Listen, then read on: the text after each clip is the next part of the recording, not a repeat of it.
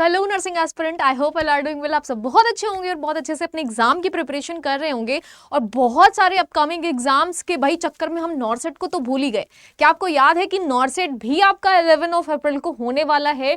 तो भाई उसको हमें भूलना नहीं है। और जो भी बच्चे अभी मिड वे में है, यानी कि middle part of the preparation stage में है, कि भाई कभी ये सोच रहे हैं, कभी वो सोच रहे हैं, कभी रुक जा रहे हैं, कभी फिर से स्टार्ट कर दे रहे हैं, कभी वापस से रिस्टार्ट कर दे रहे हैं, कभी सो जा रहे हैं, कभी जग जा रहे हैं, तो ऐसे जो भी बच्चे हैं जो भी समझ ही नहीं पा रहे हैं कि किस तरीके से when we started from the NORCET 10 and where we started from the NORCET 10, यानी कि हमें कब और कैसे किस तरीके के स्ट्रैटेजी को फॉलो करते हुए नॉर्सेट 10 की प्रिपरेशन करते रहना चाहिए। और आगे आने वाले टाइम में जो भी हमारा अपकमिंग एग्जाम आने वाला है, ऑटोमेटिकली उनके लिए भी हमारी ये स्ट्रैटेजी बहुत ज्यादा यूजफुल रहने वाली है और काम आ जाएगी। जैसे कि आपके जितने भी स्टेट लेवल के एग्जाम्स रहने वाले हैं, केजीएमयू, आरएमएल, एसजीपीजीआई या फिर आरआरबी नर्सिंग सुपरिटेंडेंट, इन सब में ये स्ट्रैटेजी आपकी आगे फॉलो होने वाली है।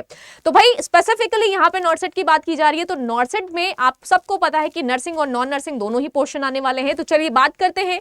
हार्डली आपके पास 2 मंथ्स हैं, या मैं यूं कहूं कि 2 मंथ से भी थोड़ा सा कम, ठीक है। तो जो भी बच्चे अभी समझ चुके थे कि किस तरीके से उनकी प्रिपरेशन स्टार्ट होनी चाहिए थी फॉर द स्पेसिफिकली नॉर्सेट 10, वो तो काफी आगे बढ़ चुके होंगे। बट कुछ बच्चे ऐसे भी होंगे जो अभी तक नहीं समझ पा रहे होंगे, वो अभी डिसबैलेंस स्टेज में होंगे कि भाई इसकी भी प्रिपरेशन कर लूं, ये भी फॉर्म भर रखा है, वो भी फॉर्म भर रखा है, सारे ही अल्टरनेटिव्स को वो ट्राई कर रहे हैं।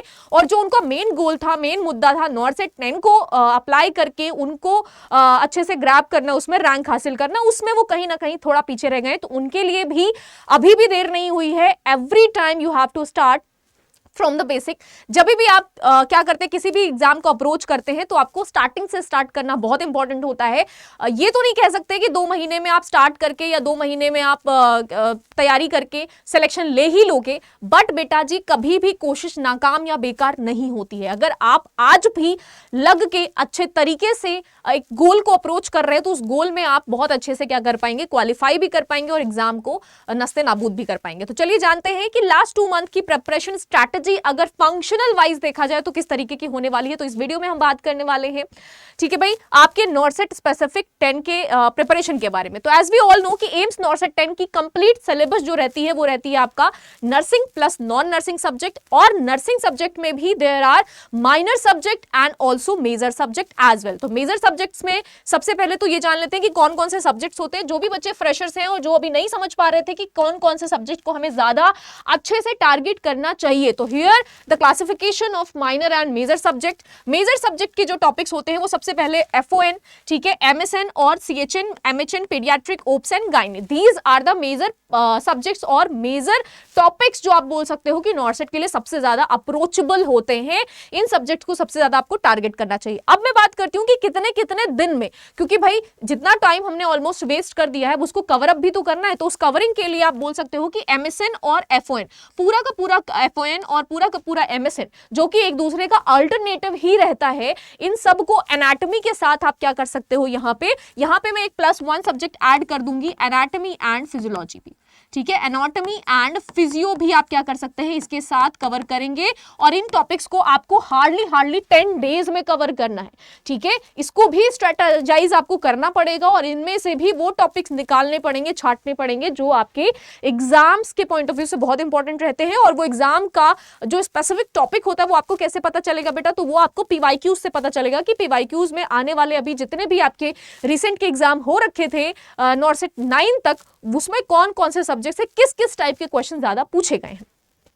अब बात करते हैं सीएचएन और एमएचएन के लिए। तो आप कम्युनिटी और एमएचएन यानी कि मेंटल हेल्थ नर्सिंग को भी 10 दिन में कवर करने की कोशिश करिए। पीडियाट्रिक और ऑप्स एंड गायनी भी एक दूसरे को ऑल्टरनेटिव है, तो ये भी आपके 10 दिन में कवर हो जाने चाहिए। पीडियाट्रिक का मैंने ऑलमोस्ट और ऑप्स एंड गायनी का आपको 90% 95% कवरेज बता दिया है कि कौन कौन से टॉपिक से सबसे ज्यादा क्वेश्चन जो है वो पूछे जाते हैं। अब बात करते हैं माइनर सब्जेक्ट्स की। तो nutrition, microbiology, pharma, sociology and psychology, biochemistry, nursing research and nursing education, ठीक है। तो आप इसको भी क्या करेंगे, 2 पार्ट्स में डिवाइड कर लेंगे। सबसे पहले न्यूट्रिशन, माइक्रोबायोलॉजी एंड फार्मा, जिससे आपके जो वेटेज है वो थोड़ा ज्यादा in comparison to these subject, इनसे थोड़ा ज्यादा क्वेश्चन देखने को मिलता है। तो इसलिए 10 दिन में आप ये 3 टॉपिक को, 3 सब्जेक्ट्स को कवर करेंगे।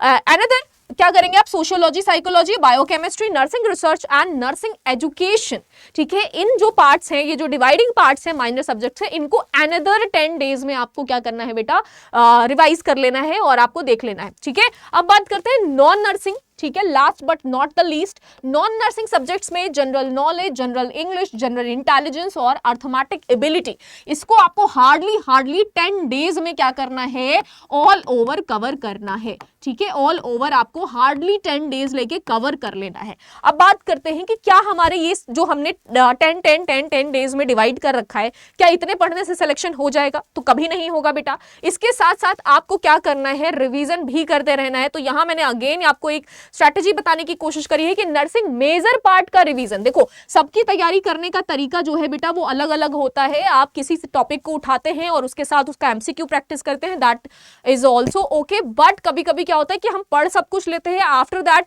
क्या करते हैं, हम क्वेश्चंस को प्रैक्टिस करते हैं। तो that is the different way of strategy of planning something, या फिर आप बोल सकते हो किसी एग्जाम को टारगेट करने का तरीका। तो अलग अलग इंडिविजुअल के अलग अलग तरीके होते हैं, जो जिसमें ज्यादा कंपैटिबल होता है वो उस तरीके से चीजों को अप्रोच करता है। बट जो अच्छा और जो स्पेसिफिक तरीका है बेटा वो इस तरीके से हो सकता है कि नर्सिंग मेजर पार्ट का रिवीजन आप करिए, और रिवीजन करने के साथ साथ आप क्या करना है, MCQ practice at a time आपको करनी है, ठीक है। इनिशियल 10 डेज में, ठीक है, इनिशियल 10 to 20 डेज में आपको क्या करना है, major part portion of the nursing के जो भी सब्जेक्ट्स मैंने बताए उनके आप क्या करेंगे, उनके बेसिक्स को समझेंगे, उनके चीजों को समझेंगे और उनके एमसीक्यू को रिवीजन करने के बाद प्रैक्टिस करेंगे, ठीक है। दूसरी अगर मैं बात करूं यहां पे, तो nursing minor part revision MCQ practice आपको रिमेनिंग 20 डेज में करना है। अब ये हो गई बात कि कभी कभी क्या होता है कि मेजर को हम ज्यादा टाइम देके माइनर को बहुत माइनर टाइम देते हैं, बट ऐसा नहीं होना चाहिए। You have to balance those portions, ठीक है। आपको क्या करना है, मेजर को भी उतना ही वक्त देना है, माइनर को भी देना है, बट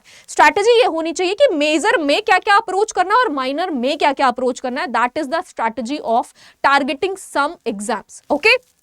चलिए नेक्स्ट बात करते हैं non nursing part plus nursing MCQ practice. जब भी याद रखिएगा, जब भी आप नॉन नर्सिंग की प्रैक्टिस कर रहे होंगे, ठीक है, जब भी आप नॉन नर्सिंग को रिवाइज करेंगे तो आपको कभी भी नर्सिंग को भूलना नहीं है या फिर रख नहीं देना है। आपको क्या करना है, उसको साथ में प्रैक्टिस करते हुए चलना पड़ेगा। अब बात करते हैं यहाँ पे बेटा एमसीक्यू प्रैक्टिस की, नर्सिंग और नॉन नर्सिंग पोर्शन की, दोनों की साथ साथ, ठीक है, दोनों की साथ साथ। तो यहाँ पे क्या करोगे आप, यहाँ पे क्या करेंगे आप, देखिए ध्यान से देखिएगा कि नॉन नर्सिंग के साथ साथ आपको नर्सिंग पोर्शन का भी ख्याल रखना है और साथ साथ ही प्रैक्टिस करना है, ठीक है, रिमेनिंग 20 डेज में। इसीलिए मैंने आपको यहाँ पे 20 दिन दिए हैं। Each and every day at least try to solve 300 to 400 MCQ with timer, ठीक है। यहाँ पे मैंने एक चीज और ऐड ऑन करी है बेटा कि आपको टाइमर के साथ साथ क्या करना है, ईच एंड एवरी डे क्या करना, एटलीस्ट 300 to 400 क्वेश्चंस अप्रोच करने हैं, जिसमें से 200 क्वेश्चंस जो है वो आपके नर्सिंग पोर्शन के और कम से कम 200 to 250 बोल सकते हैं यहाँ पे, 250 से 200 या 300 आप बोल सकते हो कि आपके नर्सिंग पोर्शन के होने चाहिए, ठीक है। 50 to 80 क्वेश्चंस एटलीस्ट आपके किसके होने चाहिए बेटा, नॉन पोर्शन के होने चाहिए, नॉन नर्सिंग पोर्शन के होने चाहिए। Is that clear? इतनी बात आ गई समझ? तो ये आपको ध्यान में रखना है कि 250 क्वेश्चन आपके नर्सिंग के, 50 क्वेश्चन एटलीस्ट आपको 50 से हार्डली 80 क्वेश्चन आपको नॉन नर्सिंग पोर्शन के भी प्रैक्टिस करने पड़ेंगे। दैट्स वाई आप क्या कर पाओ, आगे टारगेट जब भी एग्जाम को कर रहे हैं तो आपके नेगेटिव होने के चांसेस कम हो जाएं। और ये टाइमर मैंने इसलिए यहाँ पे ऐड किया है क्योंकि आपको भाई टाइम मैनेजमेंट भी ध्यान रखना है, for the specific time management also, ठीक है। टाइम मैनेजमेंट को भी ध्यान रखना है और इसके साथ साथ क्या होगा भाई, आपका नेगेटिव मार्किंग में जो कमांड है वो कमांड बनेगा, स्किप करने की टेंडेंसी आएगी कि क्या चीज आपको क्या करना है भाई, क्या चीज आपको क्या करना है, अप्रोच करना है और कौन से क्वेश्चन को आपको बिल्कुल ही अप्रोच नहीं करना है। तो स्किप करने की टेंडेंसी भी आनी बहुत अच्छी बात है और ये क्वालिटी हर एक बच्चे में होनी चाहिए। कभी कभी क्या करते हैं हम, क्वेश्चंस को ज्यादा अटेम्प्ट करने के चक्कर में माइनस मार्किंग बहुत ज्यादा करके चले आते हैं, जिससे हमारा जो रैंक है वो या तो बहुत नीचे चला जाता है या तो फिर हम सिलेक्शन से बहुत दूर हो जाते हैं। तो these are the strategy for NORCET 10। जितने भी अभी आपके टाइम बचे हुए हैं उन टाइम पीरियड्स के लिए, जो भी बच्चे अभी भी डिसबैलेंसिंग माइंड में चल रहे हैं कि अभी तक शुरू किया था, बीच में रुक गए थे, वापस से रीस्टार्ट करना चाहते हैं तो ये क्या करते हैं, स्ट्रैटेजी आप फॉलो कर सकते हैं। और इस स्ट्रैटेजी को भाई आप माइनस मार्किंग को ध्यान में रखते हुए, स्किप करने की एबिलिटी को ध्यान में रखते हुए, प्लस आपके नॉन पोर्शन और नर्सिंग पोर्शन दोनों ही पोर्शंस की इक्विवेलेंसी को ध्यान में रखते हुए आपको एग्जाम को अप्रोच करना है।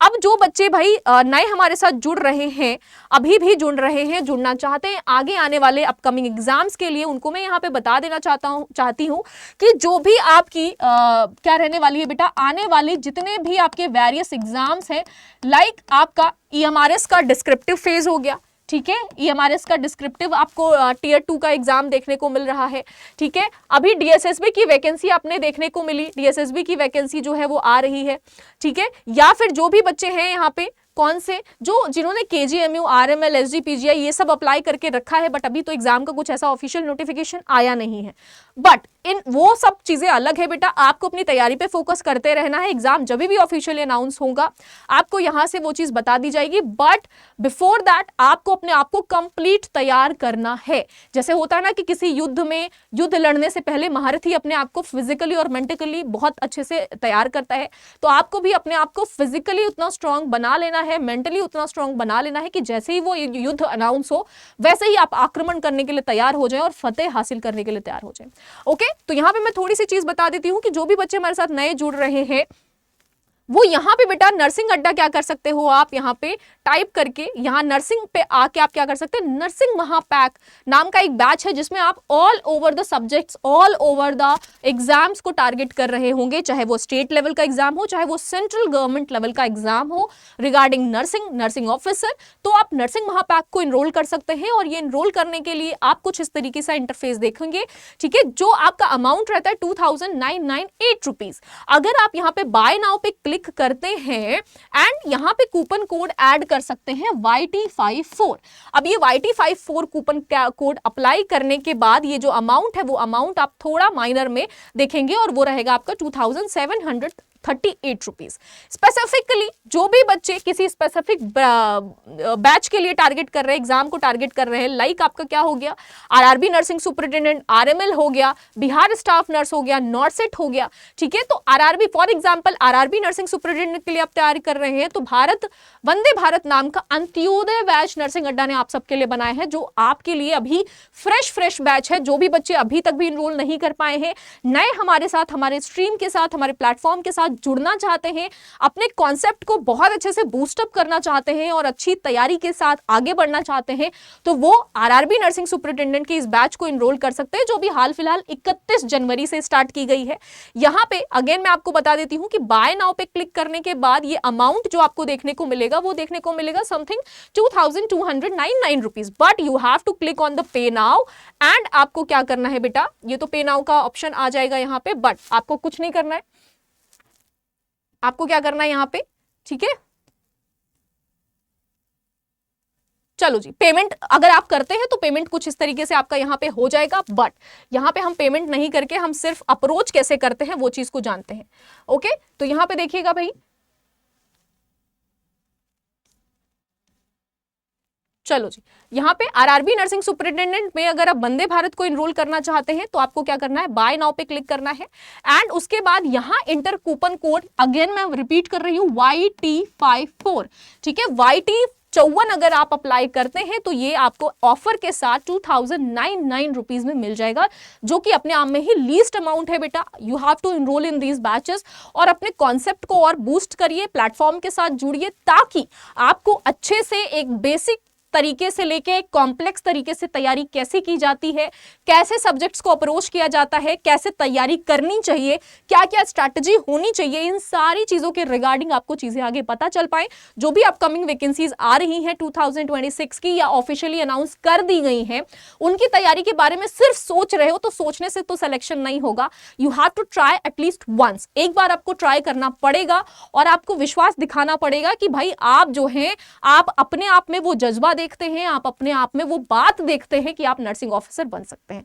तो हियर आई एम अगेन, आपको क्या करना है भाई, बैचेस के साथ एनरोल करना है। मिलते हैं आपको नेक्स्ट वीडियो में। अगर कोई भी query regarding नॉर्सेट 10, regarding any other the exams, strategy या कुछ भी आपको जानना है तो आप कमेंट सेक्शन में जरूर अपनी क्वेरी को लिख सकते हैं। All the best and again मिलते हैं आपको क्लासेस में बेटा, ऑल द बेस्ट।